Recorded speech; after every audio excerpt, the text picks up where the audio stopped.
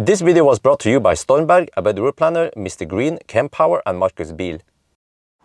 Yo, what's up? We are now in front of the home, and behind me here you see the BYD Tank. No, it's like the BYD Tang.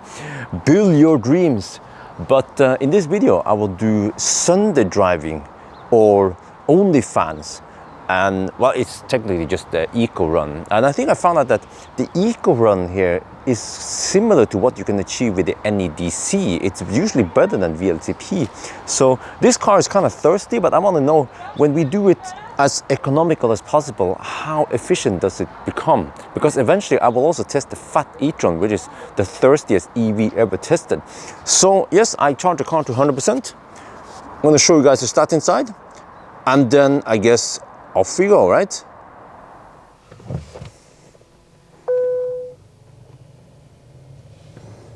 Oh, I want to turn off fan for now. Off, okay. So we have 100%. The car claims 396 kilometers. I found the trip meter, by the way. We have here, you have to push the stalk here. Then you have trip meters. So I guess I'll reset trip A. There. Okay, there's a bit of and also there's another trip in here. If you go to the car and then you go to energy here and then you go to energy consumption list, you will see that it lists how many kilometers this car has driven total. You can also, if you click here, switch between the trip, you can also see the odometer. So actually this car keeps a record of, since it was new, it has averaged 309 watt-hour per kilometer. But this one here can be reset. So if I do this clear data, and then I do this, and then confirm, then you see that you clear these two, but this one is hard-coded. So I think maybe I found a way to, okay, maybe not that accurately, but if I just write down this number here, this one doesn't have any decimals, we can estimate roughly how much it has spent total now. And then after the trip, we can check again, and we should be able to find the consumption-ish, right? So the plan today is to try to start the navigation. Come on, loading map. Okay, so every time now I have to go here and I have to switch it to north up because it keeps forgetting it. Chinese software for the win. So the plan today is to drive via Sandvika, Solihøgda and Hønefoss, and then via Gol. But then I will take Golsfjellet. When I did the run with it was Skoda Enyaq RS, the coupe, that one managed to go all the way here because it has smaller battery but better range. But so I could go Filefjell, but here we just have to bail out and then go Golsfjellet, and then I guess I'll go back here. So that should be roughly 400 something. I might take a loop here, we'll see how we do it, and then I end up home. So I want to see now how efficient or how inefficient is this car. Is it going to be less efficient than the Mach-E GT, which was the thirstiest car in this test? We will find out. All right, we are on the move. So let me, as usual, walk through the rules of this Sunday driving. Rule number 1, hug the left lane. Rule number 2, drive at the speed limit on the speedo, which in this car, right now it's 80 zone. The navigation shows me it's 76 kilometers per hour on the speedo, on the GPS. So be annoying, be a Sunday driving, drive with a hat, speed up when people try to overtake you, and very important, you can always break those rules because you're a freaking Sunday driver. You're a very unpredictable Sunday driver. You are even more annoying than the Toyota drivers. That's right. And try to be as economical as possible. Use OnlyFans or even no fans. No fans is better than OnlyFans. So, and then at 90 zone, we can drive at 90 on the speedo, which is 86 kilometers per hour, something like that. Yeah, and yeah, but you can always break those rules again. So whatever, it's kind of pointless for me to mention the rules because I can always break them. Yeah. So, right, now we see, now we get to a 60 zone, then we have to slow down to 60, which is 57, I think. Yeah, in the left lane, of course, in the left lane. I'm going to see now how long it takes before someone overtakes me in the right lane. Oh, there we go, have a nice one. Have another. Is that a Ford? Is that a pizza van? I said, oh, there's a pizza van going over to the right lane. He's undertaking. The Undertaker's here. The Undertaker's with a Ford van. He just want to hammer it. There I have a Mercedes behind me. He doesn't give a shit. He just want to hug me in the left lane. Yes, this is how Norwegians drive, and I drive and test as realistic as possible. Oh yeah.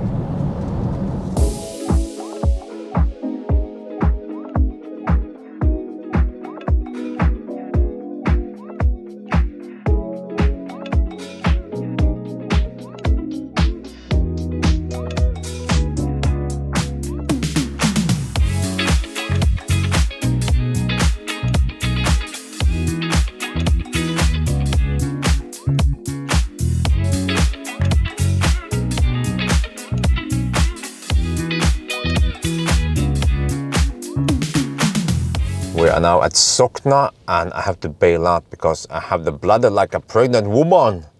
So I will go here, but let me show you something here. Okay, we're gonna park, right? So let's say we wanna park over here, right? So then you get in position, and then you can turn on. Here now we just have the OnlyFans screen on here, and then when you put the car in reverse, you have the backup camera, okay, and you have 360 camera here. Okay, but let me show you something cool here. When you press this car, you can then see the transparent version. You can see beneath the car. How the heck is it doing it? Does it have a camera under the car? You see here, there's like a little thing there in the asphalt. It can see it. This is ancient Chinese secret. Wow. What is this sorcery? Okay, I wanted to have a little snack, plus that I went to the restroom here, and I always try to support the local business. So I bought this one, which is sour feet sure føtter. It's 130 grams of candy. Can you guess how expensive this was? 49 NOK. Roughly 5 euros. 5 euros per 130 grams of sugar. Welcome to Norway. I think the next thing I'm gonna do is buy some expensive kebab for 20 euros. So let's go to Gol. Oh yeah. You see, now we are running OnlyFans mode. This one here. Yeah. So now we're gonna save as much energy as possible. And the temperature outside is there, 19 degrees Celsius. And by the way, I found a way to enable autosteer. So yes, now we'll see how the autosteer works. Okay, we're getting into a tunnel. Oh, no, 80 zone. We have to slow. Okay, go.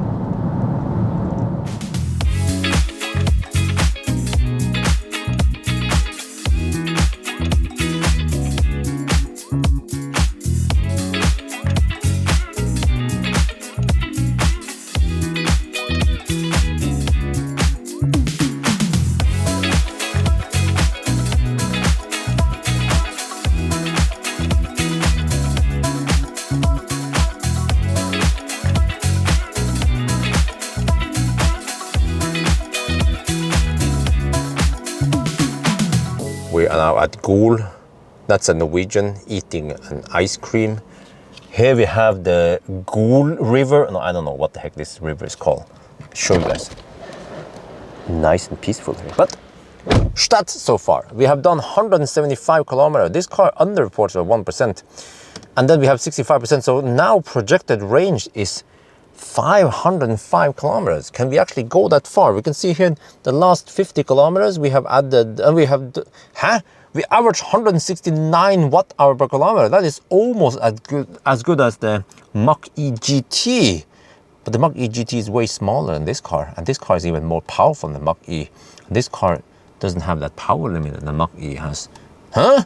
Okay, burger time.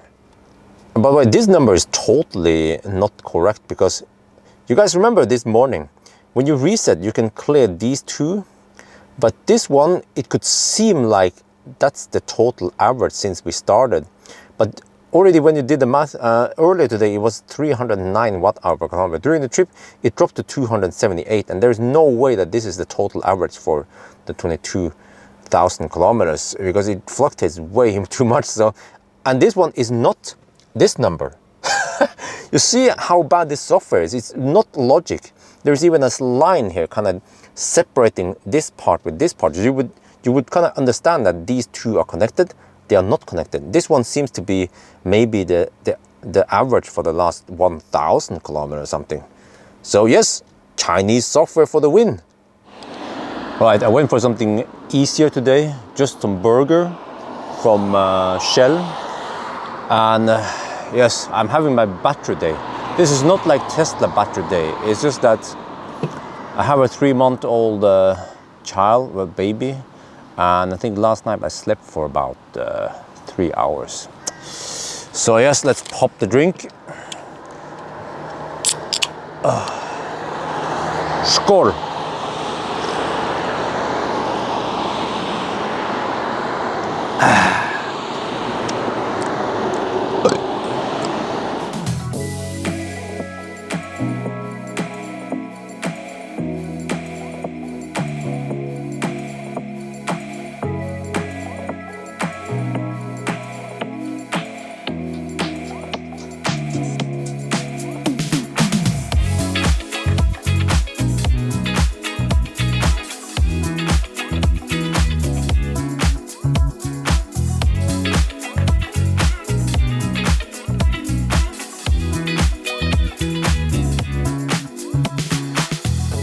This is it. Every time I do these OnlyFans run, I will stop usually at the top of the mountain. And here we are at Golsfjellet. Normally in winter here it would be quite hostile. Lots and lots of snow.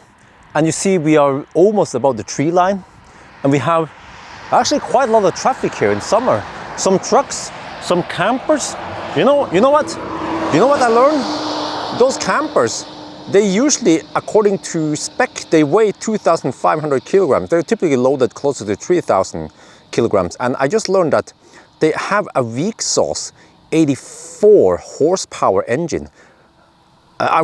When I heard it in the live stream, I was like, no, you're joking. No, it turned out to be true. We checked the license plate on those campers. 84 horsepower, powering 3 tons going uphill. No wonder why they are so slow. And also people who complain about that, oh no, these electric cars, they are so heavy, they are ruining the roads. Well, this one weighs less than 2,600, okay? It's a fairly big car, it's a tank. This is the BYD Tang, but it's still lighter than those campers driving all over the place. But okay, so here we have it. It's not that cold up here and not that windy. And here we have the tank. It made it here. Oh yeah, I will show you, by the way, the elevation. This car shows the elevation. I'm gonna show you the beauty. I'm actually starting to like this car more and more. In the beginning, I didn't like it. Now it's like, well, it's, oh, I like the power at least. You see in the back here, huh? Build your dreams. Tang. No, it's supposed to be tank. Yeah. Okay. And look here. 885 meters over sea level. Oh, this one here, I heard that it's like some kind of gimmick. We're gonna see when we go downhill. It will try to display how many % grade you have. Hey, what? Huh? Okay, I don't trust this one. What the heck? It always displays that it's 20. And the PM 2.5 is roughly 20. And then inside is better. But no. We are up here. The air couldn't be cleaner. It should be 0 out here, not 22. So don't trust whatever that this Chinese car is trying to tell you.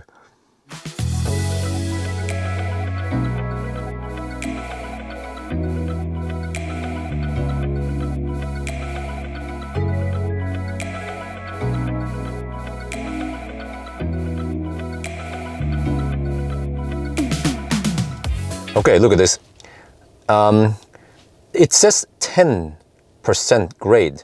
So the way the grade works is that when you have 100% grade, it means that when you travel 1 meter forward, you then go 1 meter up, which then translates to 45 degrees grade. So 10% grade is actually 4.5 degrees. So we're gonna see now, this one claims -3 degrees. Will we actually see 4-5 degrees downhill? -4 degrees. Almost, the sign is not lying. Oh, it's kind of bumpy over here. Oh shit. Wait, -2, hey. Okay, now it goes steeper. You see, now it goes steeper.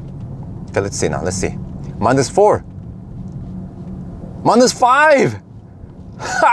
This car is -6. Wait, that's more. That's more than 10% grade. -6 is more than 10%. It's more like 12% grade. Okay, the sign, maybe the sign was more average. And then 0, okay, flat. Okay, wow. I like this. I like this shit, huh? Do you like this shit? Do you like this shit? Okay, I'm a noob. It wasn't easier like that. So actually 10% grade equals to 5.7 degrees. So it was in fact correct because we were seeing 6% degrees. So wow, this one is Chinese precision, yeah. We're now on E16, the smooth road. And now we are at 50% and we have done, well corrected, this is 235 kilometers roughly. With quick math, it means that we should be able to go to 460, right? Well, except for that, maybe the state of charge scale is not linear. I have indications it's amp hour based, just like many other cars, like the Korean cars. So I still claim we should go 450 kilometers. Yeah, we'll see, because we have some downhill now back to Oslo. And yeah, we'll see, I guess, which route we'll take. I just plotted in this one, which is the same one we came for, roughly. But we'll see. So it's a nice drive. We have 20 degrees Celsius and we are still on, I'll show you here, we are still on OnlyFans mode. And another thing, yeah, the autosteer that I hacked myself to use. I forgot to tell you that in Norway, the Norwegian cars, it's default. They have turned it off and the option is not available. But I managed to turn it on via some hidden menus. But I can tell you that the autosteer here works great. But I can understand why the Norwegian importer decided to disable it, because there are some situations where the autosteer makes some weird shit, but for the most part, like over here, it's doing a great job. And it's actually better than many other systems, many other legacy automakers.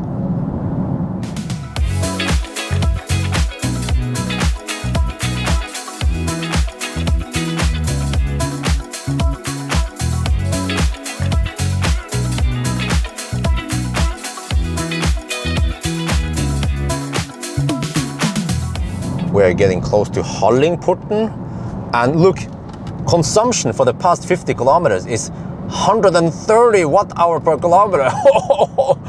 Ioniq, go home. Wait, why it disappeared? There. Wow. So it seems like this car can be kind of efficient. Just have to drive slow, I guess. So I wonder what was the problem with the inefficiency here. Is it the speed? Is it the drag? Or is it the drivetrain inefficiency? We are now at the Valdresporten. I said Hallingporten, but that's a different valley. That's the one going to Gol. This is Valdresporten. Yes, but you see, we have Valdresporten. There's a veikro over there. But also here, Tesla supercharger. They've been existing here for a long time, and I can try to ninja. Also, I think it was Mer or Grønn Kontakt back in the days. They used to have 250 kilowatt chargers. There was also a shed before. I think I've shown you guys in the other video. Now there's only 150 kilowatt left. Like, they don't care anymore. But here, I will show you, I got some inside information from Ionity. Ionity, they are building 12 Ionity chargers here. And this will be the latest and greatest version 4 ABB chargers, 360 kilowatt hour per hour. And you see, so a little bit wrong information for me. Sorry for that. Now you guys get more correct information. Is that Ionity, you see, I think maybe it's that one there. the transformer station. Ionity, they have 2.5 megawatt on this site, and it means that roughly each stall gets 210 kilowatt in case all of them are in use. So this is what they've been, that's actually the policy of Ionity, which they have been enforced by the shareholders like Porsche, I guess, and Volkswagen and BMW, is that, yes, it's 250 kilowatt. No, 210 kilowatt, not 350 like I claimed earlier, but 12 stalls over here. Now we're cooking.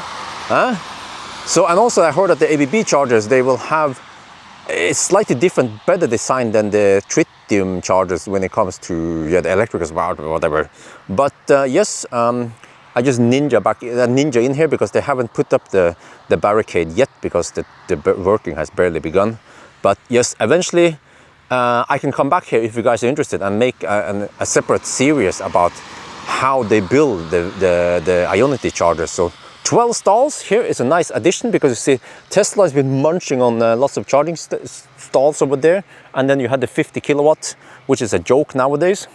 So yes, now I'll head back home. It's actually raining a little bit here. You see that the road is wet, so you can say that actually this OnlyFan run is not even perfect. We have some wet roads, so it could be better, and it's slightly cold today. So it's around here. It's roughly, I don't know, 15 degrees Celsius, but at least not too much wind for the win.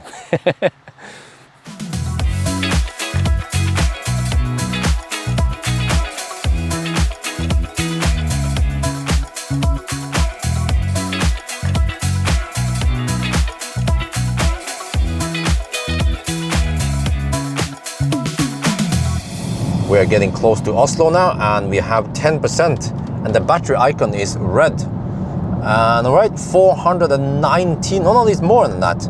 It's roughly 420 something kilometers plus 10% left. Ooh! All right, so we are now 17 kilometers away from Alabru. So I might have to drive a little bit back and forth now. I want to drive it close to zero, maybe 2% left. Yeah. Is it? We are now at the new location, at least for me when I end it here, which is we are now at Esso delle De Luca, near my home. You see, we have McDonald's over there, and actually on that side we have some 50 kilowatt fast charger and some other chargers. But look here, Esso or Delle De Luca, Esso and Recharge, they have done it again. They have replaced fossil pumps. You can see the traces of fossil nasty shit here. They replaced them with Kempower chargers. Huh? Do you like this shit? Do you like this shit? Also over there. So we see we have 2 charging spots here. We have 2 more charging spots here. And they actually they painted them relatively large. And there is a sign here. Let me see. I think there was a sign here. It says 120. This is kind of funny. Okay, listen. Is it 150 kilowatt or 120 kilowatt? What? But it says the EV must be on mark spot when you are charging. Oh, it says there also. Okay, yeah, in English. But not only that, but also over here, 4 more stalls here. Huh? This is awesome. Huh? So those are the Kempower power modules. But I will also show you something else here. That this location is freaking awesome, because if you walk over here, okay, here you see over there we have 2 50 kilowatt fast charger, and then we have a hypercharger, and here on this side you see these are you cannot drive from here to the other side. It's like the outside motorway, the inside the local road, and here we have another pump. I think this one, they removed the pump a long time ago and they replaced it with a hypercharger. Isn't this awesome, this place? Look at this, 300 kilowatt hour per hour. This is the fat hypercharger. So, and also I can show you that, I don't know if you can see it here. Now it's kind of hard to see, but over there, more chargers, like I mentioned. So all of this is available. So I might actually end my trips here eventually, and even start here, because I can start my 1,000 kilometer from this location, and it will be slightly faster than starting at Circle K. So this will be maybe 1 minute faster. Okay, but I can show you guys that this is the limitation of the BYD Tang, which is kind of weird. It's 700 volt based something. Well, shit, I don't want to, guys, you don't want to walk over here with that schmutz. Let me see how do I avoid it? I can go over here, I guess. Always avoid that diesel crap that has been there in the past. See, look here.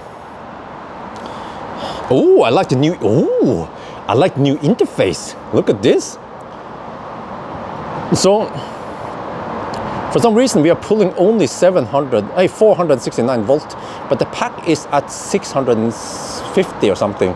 So actually the car's front drivetrain is doing the conversion for us to 700 volt, but it's limited to 170 amp, and yeah, the front motor or the front inverter, or whatever you call it, seems to have a continuous power of 80 kilowatt. It can probably peak at higher when you hammer it when you drive, but so they are using that hardware. That's what I was told from someone in the live stream, but it seems to have cap on 170 amp.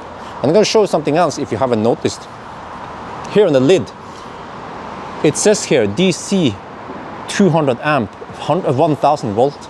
So it seems like the plug is 200 amp limited, but they could raise the amp limit, right? And then we would be able to get maybe 100 kilowatt at least, or actually no, they can't. I forgot. But they could have used the rear. I don't know why they used the front, because the front seems to be weaker than the rear drive unit. Then we might have been able to take 120 or something. No, wait, we can't. No, we can't. I forgot we can't, because we are Taycan, because the limit is on this. Okay, whatever. Okay, but let me show you guys the summary of this trip. All right. So if you look at the table today, you will see that this car, I estimated it would drive 465 kilometers if I would drive it to 0. And then based on the number of energy I managed to measure on this car during the range test, it consumes 179 watt-hour per kilometer. That is quite high, but I mean, what can I say? It's a thirsty car, right? So before you compare directly to the other cars, you have to know that this car can take 28 banana boxes. The car dings at me because thermal management is active. Ding! Active cooling is active. No, but so it's not directly comparable against the other cars, because we have so much space there. I tried the banana box test. I also tried the baby stroller test. This car is significantly larger than, for example, the Skoda Enyaq RS, even the Model Y, and especially Model 3, of course. So in that regard, since we are talking about the BYD Tang here, then I guess it's kind of thirsty, right? But okay, it could be more efficient. I still feel like maybe the drivetrain is a bit thirsty. But remember that this car has Continental sport contact. So really sporty tires, sticky. They are really sticky, because when I did the braking test, the braking here was extremely good. So I guess if you use some maybe not so sticky tires, if you don't care too much about it, maybe go for Falcon tires. You will probably have better rolling resistance, right? But think about another thing here. This car in Norway cost 630k NOK, and you get, I don't remember what that was called, that package which is included. You get the electric adjustable steering wheel, the panorama roof, the ventilated seat, yeah, you get so much stuff here for that price. Everything is included, the leather seat, all of that stuff, motorized liftgate, all of that is included. Also the 22-inch wheels, you can probably sell them on Finn. And of course, if you spec it with winter tires, it will be even more expensive, but just don't buy the expensive winter tire package. Just buy some third-party rims, put them some 20 or 21 inch instead, and you will have better comfort and better soundproofing. But for 630k NOK, if you look at the other cars, like Skoda Enyaq Coupe or the Ford Mustang Mach-E GT, I wonder if this one is even faster than the Mach-E. No, maybe not faster, but it's also quite fast, this one. This one doesn't have any power limit like the Mach-E. But we're talking about a really spacious tank with good performance and good space. Yeah, I mentioned space, but yeah, it can also tow 1,500 kilograms. So, okay, initially when I did the range tests, I didn't like this car. But after spending some time, I understand why, at least in Norway, they sold over 2,000 BYD tanks. So I think you actually get a pretty good car for the money. And by the way, the range, you get 465 kilometers. That is a lot more than the range test I did at 90 kilometers per hour. So I believe that this car might have poor drag, but as long as you're driving like we did now in typical Norwegian speed limits, then it's not that bad of a deal. So this might be good news for Norwegians who consider buying this car. So I have to say the seats are great. I've been sitting here for a long time today. I'm not butthurt. I also sometimes use the seat head ventilation to keep myself cool. And I have to say, overall, I'm quite impressed with this car. And based on the price, it's good. Just the software might need a little bit of update, but hopefully BYD is watching and they might fix this. Yeah. So anyway, I think that's going to be it for now. I hope you guys enjoyed this video. As always, thank you for watching and talk to you later.